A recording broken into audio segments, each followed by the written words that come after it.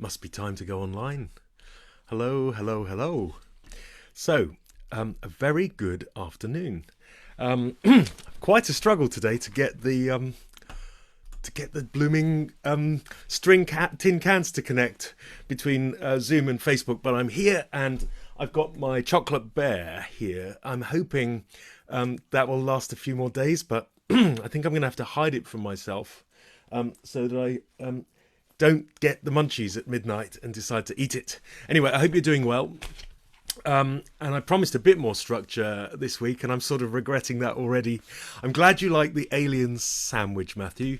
That's especially for you, as is the cameo appearance, of course, of Elton, a reference to Matthew's early morning, well, not very early, but morning community choir, the Lockdown Singers, which brings me much pleasure every day.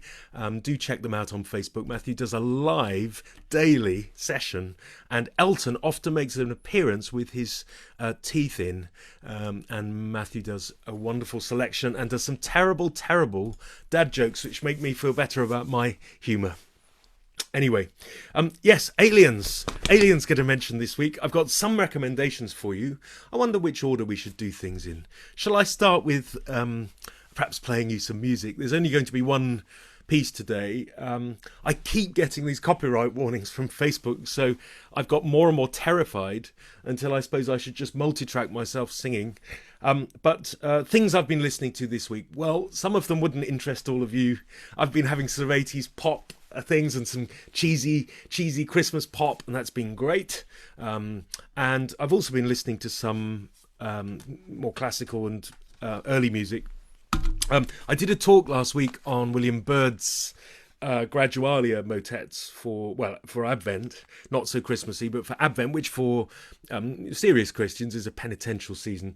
And I found myself going back to this disc, the Cardinall's Musick disc, and the music, it's absolutely sublime, particularly the Ave Maria and the Roraticelli. So really recommend that to you. I've also been going back to the Carol album by the Taverner Choir and Andrew Parrott. Hark the Herald! Hark the Herald! I promised myself I wouldn't do it, and then the joke just came out. So if you like the Parrott Carol album, please do check it out. And I'll put a link to that on Spotify later, which of course is the Scottish music streaming service. So let's hear a piece of music. I've been looking back at the Renaissance singers and concert from a couple of years ago. We performed this glorious piece of Morales, and I am piggybacking, by the way, on the back of the Renaissance singers material here. So it would make me really happy if you actually went to the Renaissance singers page and liked them, because that's the choir I conduct. Let's have a little bit of this. It was our concert opener.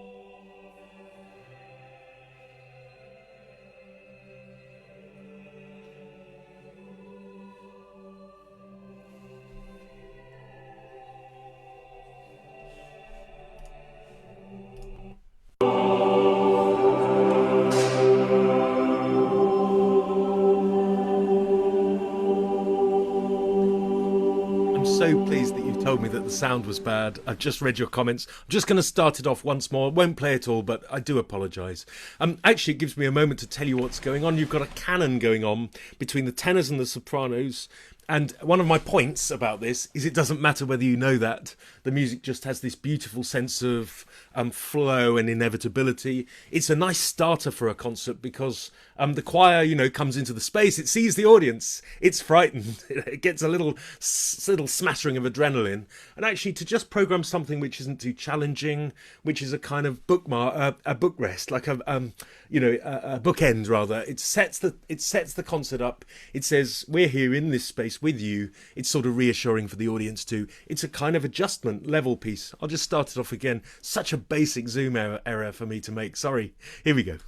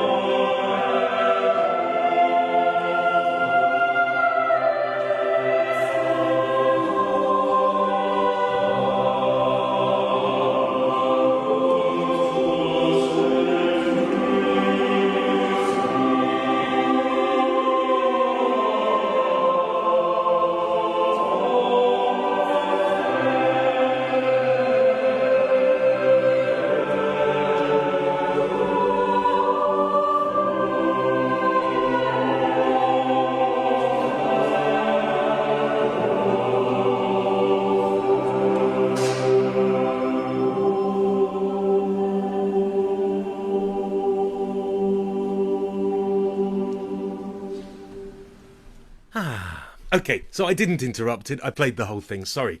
It's impossible to interrupt such a thing. Partly, actually, because it's a canon. You don't want to sort of slice it anywhere because there's always something else rolling forward. But also, it just seems impudent. Sorry for anyone who had their headphones in, such as Chris, who was watching, and the sound level probably made her spit her sandwiches out. Really sorry. I haven't got any liability for that sort of thing. Anyway, Chris, I think you're here today watching, and you're right dead centre in the video, and your lovely, lovely voice is contributing to all that resonance. So one of the things I always think about starting a concert is there's got to be someone in the audience who's just started going out with one of the choir, if they've got a bit lucky. And actually, they've said, can you come to my concert, please? It really mean a lot to me, darling. And they're thinking, well, I'm going to try and please this person. So they come along. They, struggle across London through the Christmas shoppers. And they sit themselves down and they're surrounded by all these nerdy early music lovers. And the choir comes in, and whatever they were expecting, they suddenly realise they're going to have an hour and a half of this choir singing in Latin at them from impenetrable 400-year-old stuff. And I do sometimes think, as I'm conducting, how does this go down with people? I mean, that I'm fairly obsessed with the idea of how things land. Reception matters to me, what you want the listener to take away, some emotional import. And I think actually with my background, not coming through the cathedral tradition or anything, not having sung much in a choir before university, I think I've particularly got a bit of a chip about that, a bit of self-consciousness that makes me almost desperate to connect with people, to reassure them and embrace them with the music so that they find something in it of themselves. But it made me think about the sense of puzzlement you get sometimes at concerts. And my goodness, I had to attend a lot of concerts when I was director of music at a university. because obviously I was scheduling the concerts. I had to give every ensemble its place. I had professional master classes and concerts which were to support students as composers as well as performers and their stagecraft. And that meant actually that I sat through an awful lot of really diverse music, some of which I thought I wouldn't like but came to love, such as heavy metal, actually. Really great gig that was. Everyone moshing in the front. Once I'd had a couple of beers, I was kind of transfixed by it, actually. The level of musicianship was superb. But there were some concerts at which I felt positively alienated, if not an alien. And this reminded me of an old Nick Cook idea, which is that if an alien came down in its little spaceship, I don't know why it would choose to spend its one evening on Earth this way, but let's say it lands in the Wigmore Hall and it gets to hear a concert of Chopin at the piano, and it sits there and it notices that strange ducts produce moisture in people's eyes, and people are sort of rapt with attention. Perhaps it can mind read, and it can see inside the heads of the listeners, and it can see that a profound sense of relaxation and bliss and emotional engagement is stirred up by this music. The alien sits and watches on what is this? What is this substance? What are these sound waves doing to these humanoids? And perhaps afterwards it gets bold and abducts the pianist, as well as taking a grand piano back to Venus or wherever it's come from. And I'm wondering this thought: if the alien came back and I don't know, got booked to the Wigmore Hall, it would have to do a voice on the phone. But the concert went ahead, and it dressed up. Perhaps there are two aliens inside a dinner jacket because they're quite small, the fingers. And it gives a perfect performance of Chopin, which is taken seriously by people who know that it's perfect. But I'm going to suggest that nobody in the room would cry, that nobody would be moved by that rendition of Chopin. And I would suggest that that's because what we need in the person making the music is some sense that they're human and that they've been where we've been. They've felt these things before. They've had joys and grief and tragedy and knocks in their life as much as good fortune. And when they play a cantabile, reflective minor melody, actually we need to feel something coming from inside them as well as through just the notes. The notes aren't enough. And of course this is an obsession for people who've done traditional musicology, because musicology tells us that the meaning is in the structure, is in the notes. And musicology is a discipline which is basically symbol driven, or in the past was. I think much less so now. But I think we're still struggling with how to do this, So the idea then that the meaning isn't inherent in the structure, it's score worship, essentially. The idea that you're going to play this Beethoven sonata or that Vivaldi concerto or this Chopin etude or whatever, nocturne, and there is a way of doing it which is a sort of school of how to do it. But I think even if the alien had absorbed all of that heritage, all of that corridor that goes all the way back to Chopin himself, I don't think he'd be able to convey, or she would be able to convey, the same level of emotion. And I hope that's provocative as an idea. And I hope also it gives a hope to people, because we've talked a lot in these little lunchtime things about perfectionism and the way it can have a negative impact on particularly amateur musicians who fill their heads with highly edited CDs and videos and then want to sound like that and want to replicate that. That actually, for an audience, total perfection is rather repellent in the end. And what we need is to be carried along by a sense of realness and conviction and humanity in the music. Now let's imagine that the second half of this concert is actually alien music. So I guess that without terrifying the audience, they've revealed themselves. Okay, so the second half is whatever an alien equivalent of a symphony or a sonata or an oratorio or an opera is. I think they're called and the audience would sit, I imagine, in a sort of slack-jawed puzzlement at this music. Now, it's possible that the laws of physics sort of apply in music, that actually if you get a little bit that repeats and comes round or develops, a sense that a motif has been introduced and then develops, or a sense of a home and an away in the music, that actually that might be quite satisfactory. I wonder if music in other planets, other galaxies, obeys those same rules of the sense of a form, of the power of repetition and variation, and the power of going away from a secure tonal home base, away for an exploration and a development and coming back again, or whether that's a totally human construction which goes along with our lifespans and the sense of gravity. Because I think a lot of things are unconsciously modelled back on the paradigms of how the world is made and how human life is experienced as a asymmetrical narrative from birth to death. So that sense of forwardness, obviously in all artistic forms, there's this sense of certainly ones that play with time.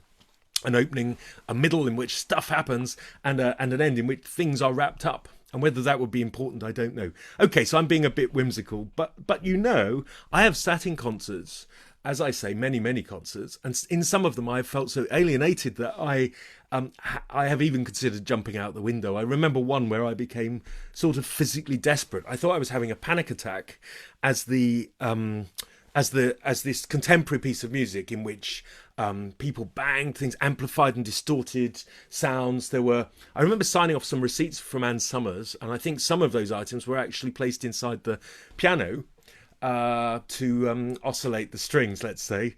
And I mean, I don't know where they went. I presume they were put back in the staff instrument cupboard. But I mean, what was it all about? It was so cacophonous and so sort of machine-driven, and it's so lacking in a sense of human agency, actually, that I started to feel tight-chested. I didn't know whether I was near the beginning or the end of the piece, and I felt like I was being pushed along by a machine. And the lack of emotional connections in that was really difficult for me. So I think concerts are about human expression, and I think we can lack emotional connection with musicians if they are too smug. So I've come back to earth now. Aliens, I've finished with that, Matthew. So I'm done with the aliens. If musicians are actually too perfect, too smug, they're sort of disconnected from what they're doing, so they don't seem to be feeling very much, even if it's all very accurate. I think that can be quite alienating. I mean, obviously, lack of preparedness and people who don't seem to care can also be very alienating. You know, I used to watch student recitals and obviously mark them as an examiner. The worst kind of one would be someone who sort of slung their coat over the chair, opened their music, ambled up to the stand, and there was this sort of sense of this doesn't really matter, and also if they hadn't prepared enough, didn't know the scores very well. But I think things which are too academic, too clean, too negligent, so almost being too fluent can be a problem. So I think what people look for in music is a recognition of themselves, and therefore they need that flaw somewhere. It's like the Arabian rug maker, you know, who leaves one little flaw in the perfect rug. But I also think while we want to recognise ourselves, we also seek exoticism. So we want something which is either a bit distant from us in time or place, which gives us the sense of a taste, a tang of something out of the ordinary. So a foreign language, music from a distant time can be very, very exciting, or a foreign culture. And I think, but it still needs to be human. Music is not a universal language. It has to be grounded in its context. The act of making music is universal to humans, but what the music is saying is not. And I used to test this with students when I used to teach at Oxford Brookes a long time ago. I used to play them at the beginning of the course. We were doing music and culture. I used to play them an Indian harvest song, traditional harvest song. And it was just a simple accompaniment, perhaps on a sitar, I think, and the lady sang. And I asked the class to consider whether this was a harvest song, a wedding song, or a funeral song. And the group used to split equally in three ways, every time. And the reason was that the people listening didn't have categories in which to put the topics and shapes and gestures that they were hearing in the music. They didn't understand the genre, and therefore they simply guessed at what it meant. Now, that doesn't mean it's not beautiful and appealing. Without knowing anything, it still holds that exotic appeal. But of course, the more you know about it, the more you could judge whether that is a good harvest song, and in fact, make sort of knowing and expert remarks, but also engage with the content. You can't engage with the content if you're just meeting the piece on a superficial level. So I think when I start these early music concerts, that's the kind of thing I'm thinking about. I imagine people coming in, and what I'm aching for them to experience, or what I really, really want to happen for them, is for them to find something in this music from 400 years ago, written for completely different time and place. You know, it might be Spanish counter-Reformation music, very fervent. It might be extolling a doctrine they would find difficult, like the doctrine of Mary's bodily ascension to heaven, or Mary's virginity, the virgin birth, something which even some liberal Christians would struggle with. And actually, for that music still to touch them and intrigue them, and for them to find something of themselves in it, because it's human, and it's who's making it as much as what the music intrinsically has within it, I think that matters. And that, I think, as a thought, should help amateurs who are intimidated when they approach masterpieces and they want to sound like the Tallis scholars or the 16 in the case of early music. So either travelling for real or imaginatively can be great. One of the things I do, as many of you know, because I see lots of familiar, lovely names there, is that sometimes I go abroad and conduct a week of music that's located in a place associated with a particular composer.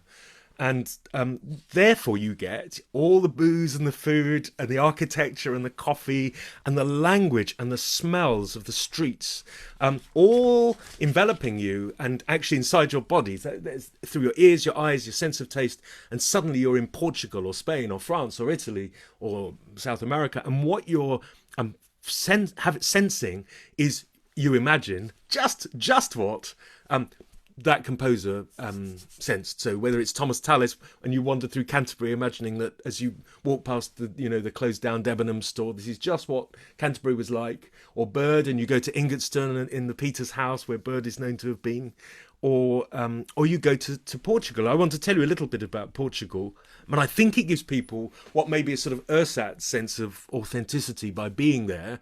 On the other hand, what better chance do you have to get a whiff, a little guff of the historical truth from those times, from that composer? The built architecture is still there. The traditions and culture are still there in an evolved form. And I think there is something in this. And I think actually the suggestiveness of all that can be so exciting and stimulating and destabilizing to people, because it takes them out of their normal family and business lives, their working patterns and their dietary patterns and their language. And suddenly everything's disrupted. And it's that disruption which I think creates a little opening in which one can suddenly imaginatively experience music of the past in a different way. I mean, I find it a total privilege. When I went to Évora in Portugal, I was conducting for Run by Singers, and look them up as well, because they do some cultural holidays with very good conductors, and I'm in the roster as well. I was conducting all this music by composers who were trained at the cathedral in Évora, which is sort of east of Lisbon. And I got on the train. One of the composers is Magalhães. Let's do comedy. Anyone Portuguese. Manuel Cardoso, Duarte Lobo, and Felipe de Magalhães. And that's the only time I'm going to try those today. Anyway, I was prepping my scores on the train. So this is in September 2018, and we know that it would have been the 1st of September. And this train rolled in really late, and it was covered in graffiti. And I'd booked a first-class ticket, which was incredibly cheap, like €8. So I thought, I'll upgrade, I'd get a table and work.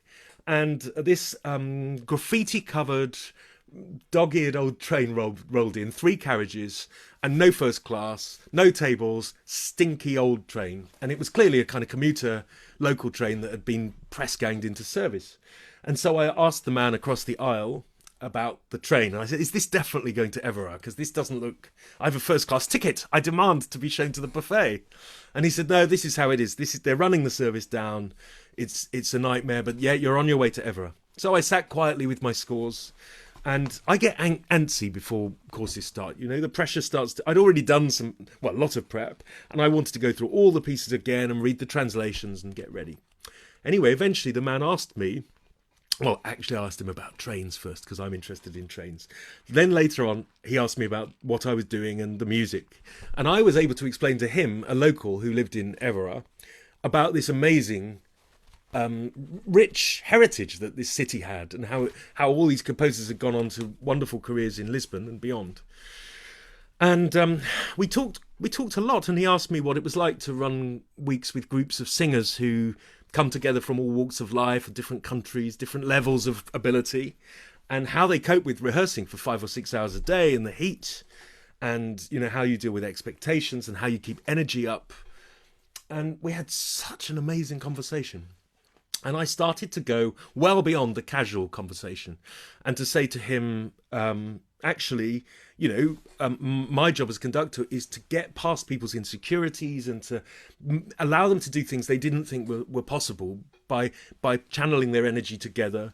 And also I was talking about the nowness of music and how one is constantly trying to achieve a sense of flow. And in order to do this as a conductor as well, you have to get past your own insecurities and your ego, your need to be loved and your need to be right, and your need to impose and control the room, and actually to let people be free and create a space of trust where it's okay, and manage the energy of that while perceiving in other people that they're also struggling with their ego and their insecurity and their impatience, and to allow musicians to reach a sense of flow, because they're transitioning abruptly out of their busy lives and suddenly they want their brain and their body just to do this for hours a day, and they're all having to cohabit in this space musically. It's very difficult.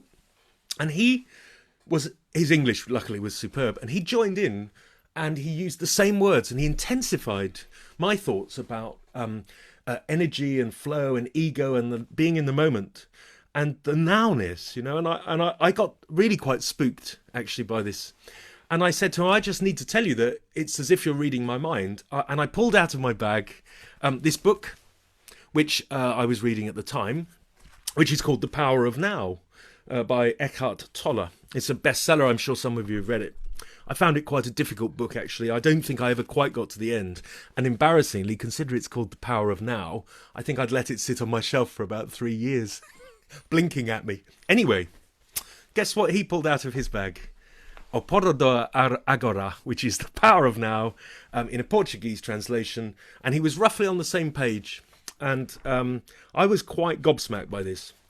And we had a really beautiful conversation about, in his life, in his work, these things were helping him to stop dwelling on the past, stop worrying about the future, and to be in the moment. And then at the end, I was asking him his name, and it was Magalhães, which really pleased me because he had the same surname as one of the key composers. And actually, at the station, he drove me to my Airbnb place, and I met his wife, who came to the concert, and it was lovely. And we're still Facebook friends. He might even see this, but he probably left just around the time I tried to pronounce the composers' names. But I think for me, the idea that, you are not your thoughts, these sorts of things, very difficult and only minutes left to go. The present moment is all that we have, is something so amazing for a musician to think about, not to dwell. And this also comes back to our parrot thing, not the parrot thing, a silly joke, but the evil parrot that we talk about a lot, which sits on your shoulder as a singer or a performer and tells you about the mistakes you're making. And of course, you always make mistakes and you're not good enough to be doing this. And all of this negativity, which ticks out of the mind.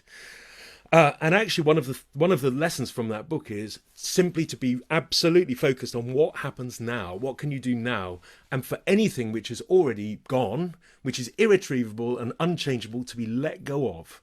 I find it almost impossible because the brain, of course, constantly brings to your attention criticism, insecurities, sort of hopes for the future. All of your insecurities are crowding in, and your worries. And you rerun mistakes and you worry about what will happen and what people think of you. The only thing you control is now. And I always say to students, as a matter of performance technique, the only thing you should be focused on is what you're about to do and how it can be as good as possible. There is no point. Music is the ultimate now medium, I think. I mean, probably an actor would say the same, but it doesn't persist in the way that architecture and art and film does, really. If it's live, it's completely evanescent, it's gone. And so, to be a compelling performer is to drop the baggage of future and past and to simply be present now. And that, I think, is what can compel an audience. Because I was talking earlier about the smug detachment or the over-preparedness, the under-preparedness. Well, all of these things speak of attitudes outside the music. But actually, for the authentic self to come through in an active performance, all you can be is completely channeled into the thing you're doing right now. And I mean, all of us struggle with it. I'm sure it's a lifetime's work to become that person.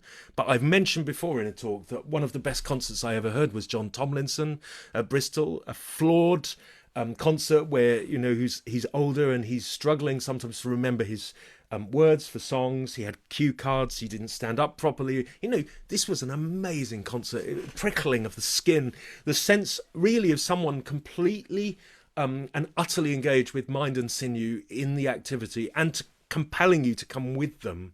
And the reason I think that music is so valuable to people who are so distracted, and we're more distracted than ever by our social media, by our phones and devices, and by the kinds of demands in our lives, is that music essentially doesn't. If you're going to do it properly, it doesn't allow you to be distracted into those things.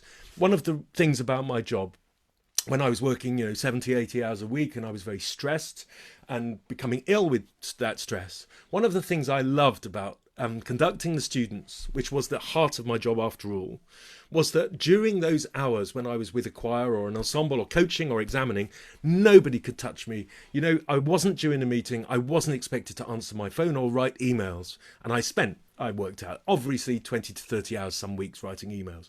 So there was this absolute island of time in which the only thing I had to do was to listen, respond, and give energy back and forth in the room. And that is what music is. So it's being in the flow. Actually, the ultimate goal. I think they call it self-actualization. We can stray off into psychology, but I think to be authentically present. Ironically, I talked last week, it's ironically about the loss of ego and the loss of self into the music. And I think for singers too, it's that moment of being, certainly in polyphony, of being in this web of sound, of being supported by other people, but completely autonomous within it. I find that very beautiful.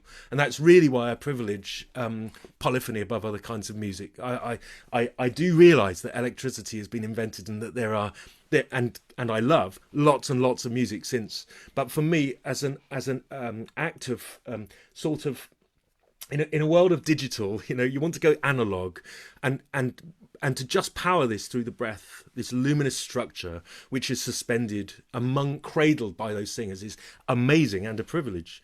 And certainly the lessons from this book as a conductor are impossible to execute, I find, because I'm such a neurotic person. But the lessons I try to take are, so far as the ego goes, it's acceptance of other people and what they bring.